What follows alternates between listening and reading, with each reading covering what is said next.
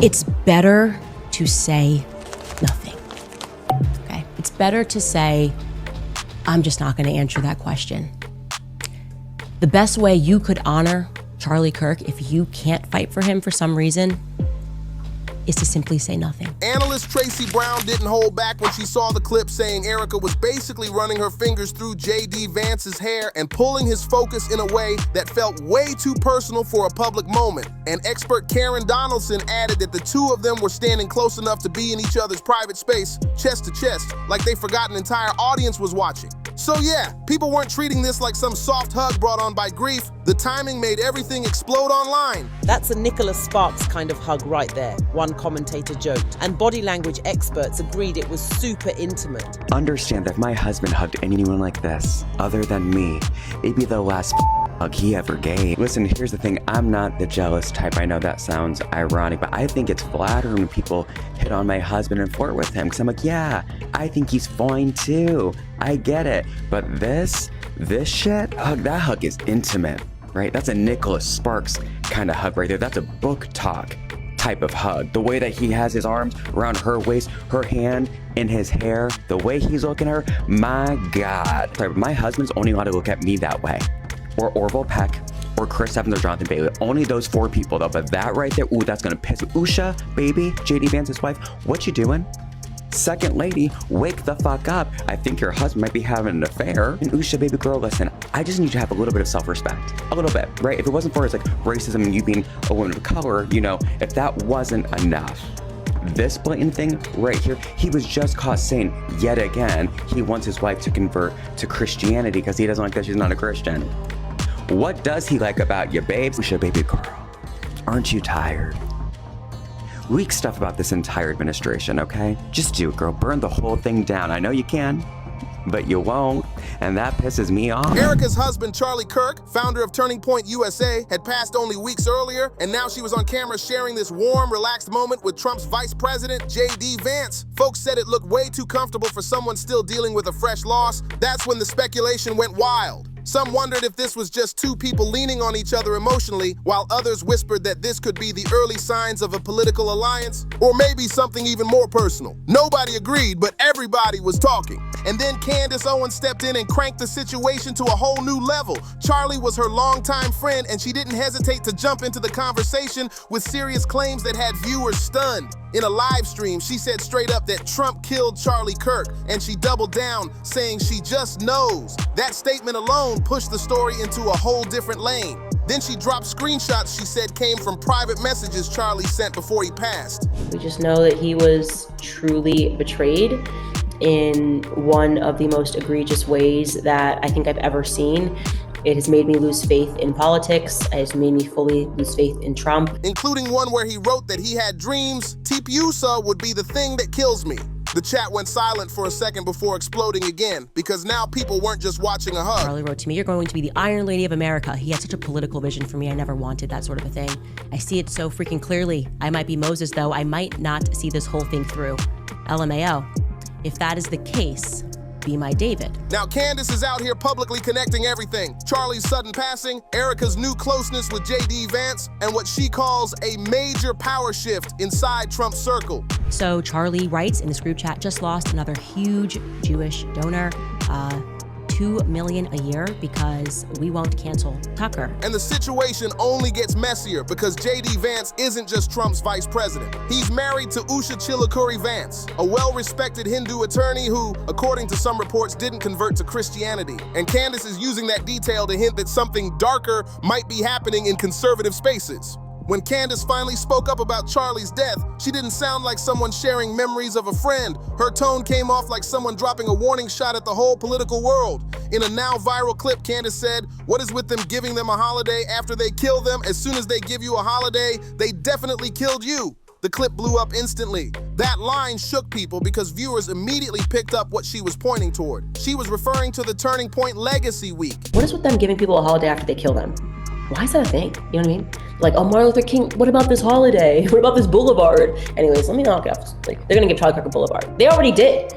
They did in Israel. They gave him freaking boulevard. It's like, as soon as they give you a boulevard and a holiday, they definitely killed you. An event created to honor Charlie after his passing, but Candace suggested it wasn't just a tribute. She hinted it was part of a cover story she believes was crafted by the same forces she says were connected to his downfall. According to Candace, Charlie's old messages about TPUSA destroying him weren't poetic or symbolic. She says they were warnings he felt in his gut. And because she never holds back, she named who she believed was tied to the situation: Trump, certain Zionist donors, and now Erika's new political partner, JD Vance. The moment she said that, social media went into full meltdown mode. One of Charlie's older messages, allegedly shared by Candace, shows him writing, "Just lost another huge Jewish donor over canceling Tucker Carlson. Jewish donors play into all the stereotypes, leaving me no choice but to leave the pro-Israel cause." Candace pointed to that message as her key, saying it showed Charlie felt tension with some major donors inside the movement, and she suggested that distancing himself may have made him vulnerable. That's when people online started stitching the story together like a puzzle. No one, and I mean absolutely no one, outside of my husband and Erika Kirk, has the power to shut me up right now. Wondering why Erika was suddenly popping up at every major Turning Point event again? She was back on stage, smiling with confidence, hugging the vice president, and even dropping emotional lines about seeing parts of Charlie in JD Vance. One quote that went viral had her saying, "I see some similarities of my husband in JD VP Vance," and that shook the whole timeline. Just like that, conservatives split into two loud camps. Some people saw a widow trying to stay strong and keep her husband's legacy alive, while others believe Candace's claims that Erika might be getting close to the very power player she says betrayed Charlie. Even body language experts jumped into the discussion, calling Erika's touch super intimate and saying the moment showed mutual closeness and a heavy emotional connection that only made the debate louder. But to Candace, this wasn't some emotional moment. She was hinting that this looked like collaboration, not comfort. She pointed at JD Vance's rise to vice president and Erika's sudden return to the spotlight and suggested the timing was way too perfect to be random. It was like she was saying Charlie's death wasn't the ending. It was the opening act for a whole new alliance. And then things took an even darker turn because JD Vance's marriage and political loyalties started getting dragged into the rumor mill too. When Candace began speaking out after Charlie passed, most folks thought she was just mourning a friend, but the tone switched fast. In one viral clip, she repeated her now infamous line, "As soon as they give you a holiday, they definitely killed you." That one sentence set X on fire. Suddenly, the conversation wasn't limited to fringe accounts. Mainstream conservative influencers started asking if Charlie's death was really as simple as the public was told. And Candace didn't stop there. She shared messages she said came from Charlie, claiming he wrote about losing major donors after refusing to distance himself from Tucker Carlson and hinting that he felt real pressure from inside the movement. Since I can't repeat harmful or prejudiced statements, I'll phrase it safely. Candace suggested Charlie felt he was being pushed into a political corner, and she claimed he told her he no longer felt aligned with certain pro-Israel expectations in the GOP. Charlie writes, "Jewish donors play into all of the stereotypes. I cannot and will not be bullied like this, leaving me no choice but to leave the pro-Israel cause." She used these alleged messages to argue that Charlie believed he was drifting away from some of the movement's biggest funding networks, and in her view, that shift put him in danger. Candace says those messages were the real reason certain powerful circles in Washington and even inside TPUSA started turning their backs on Charlie. She claims Charlie felt something was coming, and according to her, he told her in a 2018 text that he kept having dreams about Tapuse being what kills me, and that she was supposed to carry the torch after him. That kind of message had people stunned. At first, folks brushed Candace off, saying she was being dramatic or reading too deep into things. But then something shifted online, because Erika Kirk suddenly started showing up more often. Not stepping back, not going quiet, but appearing at political events with confidence, smiling beside JD Vance like she never missed a beat. They took a very loving husband away from a wife, and they took a very loving father away from two kids. And that is, to me, the great tragedy of this moment. We can't forget that.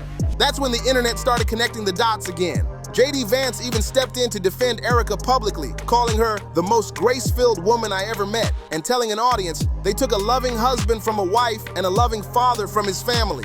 The crowd reacted, but people watching online had mixed feelings about that moment. To Candace, that speech didn't sound emotional at all. She said it sounded polished, like something crafted for a political stage, almost like someone running cover for the same forces she believes were connected to Charlie's death. And that angle only pushed the conversation deeper into speculation. Then another voice jumped into the chaos. Nick Fuentes. He went online demanding that Candace investigate JD Vance himself, calling him a puppet of Silicon Valley. Now the internet is watching a wild triangle of claims unfold. Candace accusing Trump's circle of being involved in something sinister, Nick Fuentes calling JD Vance a puppet, and Erika Kirk hugging that same man on stage just weeks after her husband's funeral. People couldn't decide if this was all coincidence or a power shift happening right in front of everyone's eyes. When Erika walked onto that stage with JD Vance and Ole Miss, it didn't feel like a regular political appearance to a lot of viewers. It looked more like a public soft launch of a new partnership, and the timing alone made people stare harder. This was barely a month since Charlie's funeral, a time when most widows stay private, stay close to family, or stay away from the spotlight altogether. But Erika was back at Turning Point USA events, smiling with confidence, hugging JD Vance, and even brushing her fingers through the vice president's hair right in front of cameras. That single moment stopped the conservative internet in its tracks. Commentators started pulling up screenshots, zooming in on every detail. Her hand in his hair, his hand at her waist, and that long pause before they finally stepped apart. Body language experts jumped in fast. Tracy Brown said Erika curling her fingers in JD's hair was a controlling move, the kind that pulls someone's full attention onto you. And people said if this had happened privately, sure, maybe it was emotional comfort. But this was on a stage in front of thousands with cameras everywhere. Erika Kirk wasn't hiding a thing. So naturally, the big question became, why now? And that's when Candace's claims started making more sense to her followers. Candace says Erika's closeness to JD Vance isn't accidental. She believes it's a strategic alliance inside the MAGA structure. In her view, JD Vance and Trump's newer inner circle are shifting the direction Charlie built, and Erika is being used as emotional support for that shift. Candace started pointing at online chatter about JD Vance's marriage, bringing up claims floating around that he and his wife, Usha Vance, weren't always aligned on faith and public image. She didn't attack anyone's beliefs directly, but she used those rumors to build a picture she said people weren't paying attention to. In her view, some insiders believed the marriage was under pressure, and that Erika, a Christian widow who aligns closely with JD's political style, was the perfect PR contrast to his real-life partner. Imagine how that looked from Candace's perspective. Her late friend's widow, the same woman who once called JD a brother in Christ, suddenly seemed to be filling an emotional gap and stepping into national attention right when Trump's VP pick was locked in. Inside certain conservative circles, people started calling this moment the quiet takeover. And outside those circles, folks online said it looked like the early stages of a political power couple rollout. And if you follow Candace's logic, she believes this whole situation stopped being about grief a long time ago. She says it's really about control, branding, and who gets to shape the conservative movement going forward, especially the movement Charlie Kirk helped build before he passed. That idea alone had people arguing nonstop. Once Candace started saying out loud that Trump's inner circle might have had something to do with Charlie's death, she crossed a line that even some of her most loyal supporters didn't want to touch. Right-wing media figures who used to praise her for being the voice of reason suddenly called her unpredictable, and that shift hit fast. A viral and now deleted Reddit thread even mocked her investigation, saying she'd gone from political commentary to wild theories about time zones and mind control experiments. They shared a clip where Candace claimed she found secret connections between old research numbers and military bases and somehow linked it all to Macron, which pushed the conversation into full chaos. Even some of her longtime fans admitted online that she was starting to sound overwhelmed, but Candace didn't slow down, she doubled down. She went public and said that no one outside my husband and Erika Kirk has the power to shut me up. And that line hit people in two totally different ways. That's when things inside Turning Point USA started getting even more chaotic, because anonymous posts, now deleted, began surfacing claiming Candace was quietly pushed out of internal TPUSA events after accusing Erika Kirk of playing both sides. The rumor said Erika was comforting Candace behind the scenes while still showing public support for JD Vance, and that mix had insiders whispering nonstop. At this point, Candace's claims weren't just political anymore. She was talking about faith, loyalty, influence, and who she believed was steering the movement from the shadows. She criticized JD Vance's direction inside the party, and she questioned whether certain spiritual voices around him were helping or harming the conservative message. Her followers said she was sounding alarms nobody else wanted to ring. Some people inside MAGA spaces took her warning seriously because JD Vance has faced questions before about how he balances his political image with his connections to large tech interests, especially companies linked to his early funding. So when Erika, the widow of the man who built TPUSA into a Christian conservative powerhouse, hugged JD Vance on stage like that, a lot of viewers saw the moment as symbolic. To them, it looked like a passing of the torch or something that shifted the entire energy of the movement. And Candace, she made it clear she's not backing down. She says whatever that moment meant, she's going to bring it to the light, even if it costs her everything she built. Her followers see bravery, her critics see obsession, and the split only gets deeper every day. So now the big question is this: do you think Candace Owens is uncovering something real, or has she lost control of the story she started? This debate is getting louder by the hour. Drop your thoughts in the comments. Make sure you hit that like button, subscribe, and turn on notifications, because next I'm breaking down the rumored connection between JD Vance's family circle and Trump's faith coalition. See you on the next one.